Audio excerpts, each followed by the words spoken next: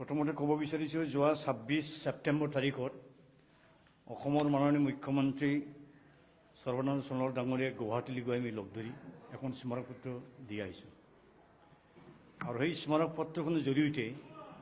বলিষ্ঠ ভাষাৰে এটা দাবী উত্থাপন কৰা হ'ল যে BTCৰ সাধাৰণ নিৰ্বাচনখন অতি সোনকালে নিৰ্বাচিত কৰিব লাগে অনুষ্ঠিত কৰিব লাগে আৰু গভৰ্ণৰৰ যি শাসন 27 অক্টোবৰৰ পিছত এদিনৰ বাবে হ'লেও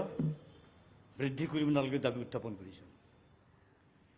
লগতে BTD অঞ্চল এটা ট্ৰাইবেল অঞ্চল সাংবিধানিকভাৱে এই BTD অঞ্চলৰ 30 লক্ষ জনগণ মানুহৰ মাজৰ পৰা ভালেখিনি জনসংখ্যাৰ লোকসকলে বিভিন্ন জাতৰ লোকসকলে চলিত যি ডেডলিয়েষ্ট COVID-19 যিটো পেণ্ডেমিক চিটুৱেশ্যন তাৰ দ্বাৰা আক্ৰান্ত হ'ল বহুত দুখ দুৰ্দশা ভুগিলে কিন্তু যেনেধৰণৰ এই অঞ্চলৰ ৰাইজক সহায় কৰিব চৰকাৰে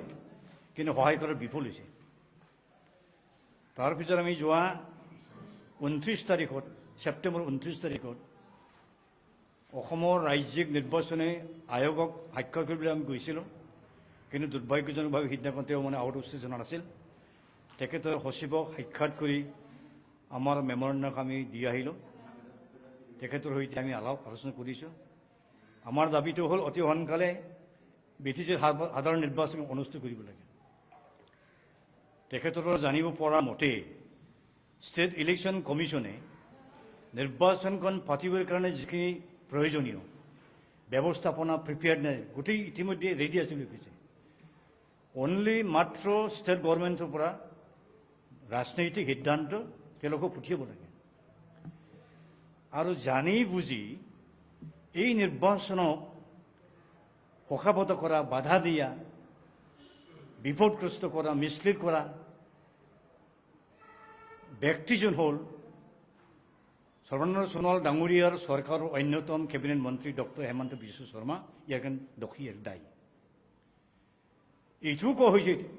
চিফ মিনিষ্টাৰৰ সন্মুখত যে ডক্টৰ হেমন্ত বিশ্ব শৰ্মা কি আমাৰ BTC অঞ্চলৰ কাৰণে সুপ্ৰিম কোৰ্টৰ চিফ জাষ্টিছ নেকি না চিফ ইলেকশ্যন কমিশ্যনাৰ না অসম ৰাজ্যৰ ষ্টেট ইলেকশ্যন কমিশ্যনাৰ তেওঁহে গোটেই দিন ধাৰ্য ঠিক কৰিব অমুক মাহত হ'ব নোৱাৰে অমুক মাহত হ'ব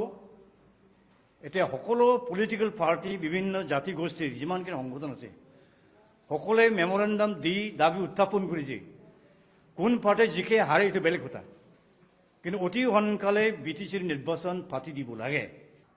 আকৌ আনচাৰ্টেনিটি অৱস্থাত লৈ যাব 28 ছেপ্টেম্বৰৰ পৰা 28 অক্টোবৰৰ পৰা যদি ছমাহ আকৌ বৃদ্ধি কৰে মাৰ্চ মাহলৈ যাব আকৌ বোলে এটা কথা কৈছে যে বিহাৰৰ যিটো ইলেকশ্যন হ'বলৈ গৈ আছে বিহাৰৰ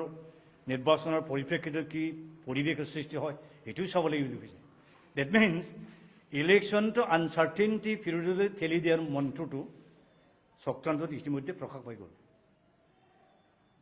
আজি ভাৰতৰ বিভিন্ন ৰাজ্যত পঞ্চায়তৰ ইলেকশ্যন হৈ গ'ল বাই ইলেকশ্যন হৈ আছে জেনেৰেল ইলেকশ্যন হ'বলৈ গৈছে বিহাৰ ইভেন মণিপুৰতো 3খন বিধানসভা সমষ্টিৰ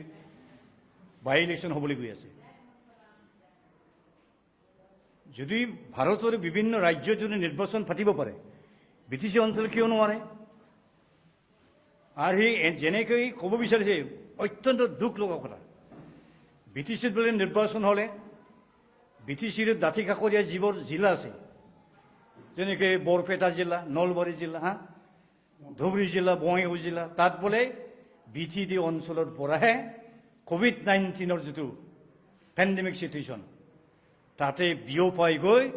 এটা ভয়ংকৰ চিটুৱেশ্যন সৃষ্টি কৰি কৈছে আৰু সি কৈছে যে BTD is not just like a island ই হেৰি নহয় বুলি কৈছে মাজুলী দ্বীপ নহয় বুলি কৈছে আন্দামান নিকোবৰ নহয় বুলি কৈছে এনেকুৱা ভাষা ব্যৱহাৰ ক'বলৈ গৈ সি কিমান কৰিব বিচাৰিছে that means that 30 lakh people of BTD area are responsible for the occurrences of this dangerous COVID-19 pandemic situation কোনো যুক্তি নাই এই পেণ্ডেমিক চিটুৱেশ্যন কাৰণে ইলেকশ্যন পাতিব নোৱাৰাটো আসল মন্ত্ৰ ঘটনাটো হ'ল কি গভীৰ ৰাজনৈতিক জটিল ৰাজনৈতিক ষড়যন্ত্ৰ ইয়াত আছে। আৰু ৰিচেণ্টলি কি হ'ল, এই নতুন বিটিআৰ চুক্তিৰ বিভিন্ন দফাসমূহক ৰূপায়ণ কৰিবৰ দোহাই দি বড়োলেণ্ড অঞ্চলৰ জনগণৰ ৰাইজৰ বিৰাট এটা ভয়ংকৰ বিপদলৈ ঠেলি দিবলৈ কিছুমান সিদ্ধান্ত গ্ৰহণ কৰিছে। বিটিআৰৰ সীমা নিৰ্ধাৰণ কৰিবৰ কাৰণে এটা বাউণ্ডাৰী কমিশ্যন গঠন হ'ল 28 ছেপ্টেম্বৰত নটিফিকেশ্যন দিয়ে। বিটিআৰৰ সমগ্ৰ অঞ্চলৰ সীমা নিৰ্ধাৰণ নকৰাকৈ বিটিডিৰ নাম কেনেকৈ বিটিআৰলৈ পৰিৱৰ্তন কৰিলে? It is very undemocratic. আৰু ভাৰতৰ সংবিধানত স্পষ্ট লিখা আছে যে 6 শিডিউলৰ অধীনত অটনমি স্বায়ত্ত শাসনৰ ব্যৱস্থা দিয়া হয় কেৱল ডিষ্ট্ৰিক্ট কনচেপ্টৰে, কোনো জায়গাৰ ৰিজন নাই। এইটো যে বিটিআৰ যদি কৰিব লাগে তেতিয়াহ'লে সংবিধানৰ প্ৰভিজনটো এমেণ্ডমেণ্ট কৰিব লাগিব। এইটো অসাংবিধানিক। বিটিআৰলৈ অতি ইমান শীঘ্ৰে নামান্তৰ কৰাটো অতি মাৰি হেৰিকীয়া, অসাংবিধানিক, সংবিধান বিৰোধী। সেইকাৰণে সংকোচ নদীৰ পৰা আৰম্ভ কৰি পূবে সদীয় পৰ্যন্ত বড়োলেণ্ড সুকীয়া ৰাজ্য দাবী কৰাৰ পৰিপ্ৰেক্ষিতত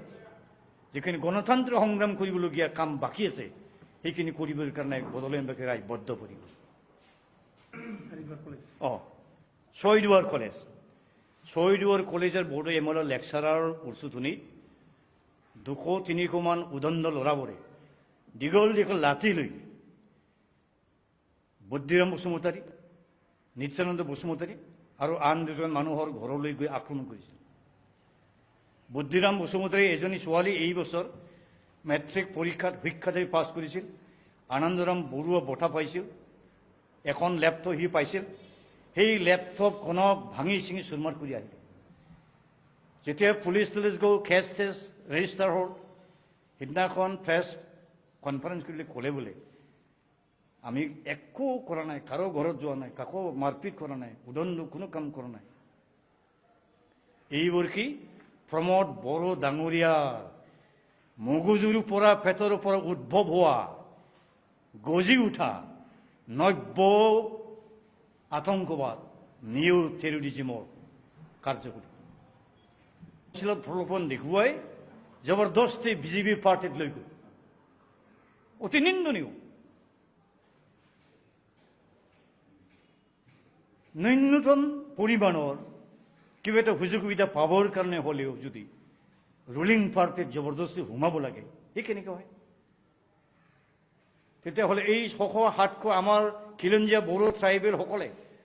নিজৰ ইচ্ছামতে সংবিধান মতে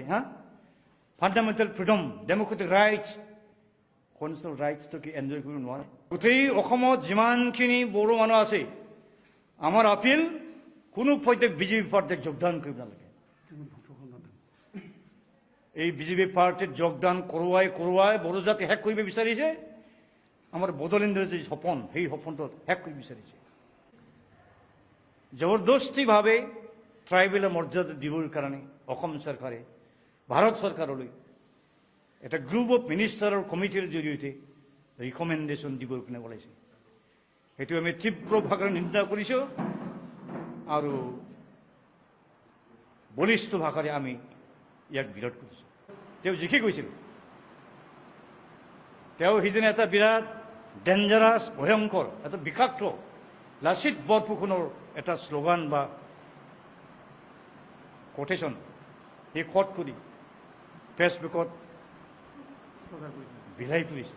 কি হ'ল এইটো? ক'লে লাচিত বৰফুকনে যদি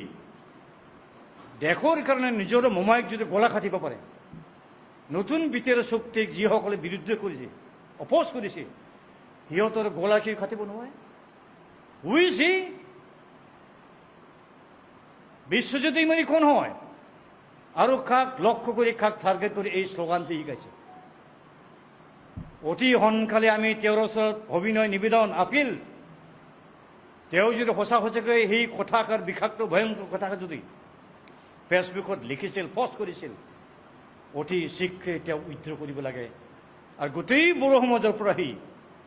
ক্ষমা ভিক্ষা কৰিব লাগে, নহ'লে আমি কোৰ্ট কাছাৰীত যাবৰ কাৰণে বাধ্য কৰিম।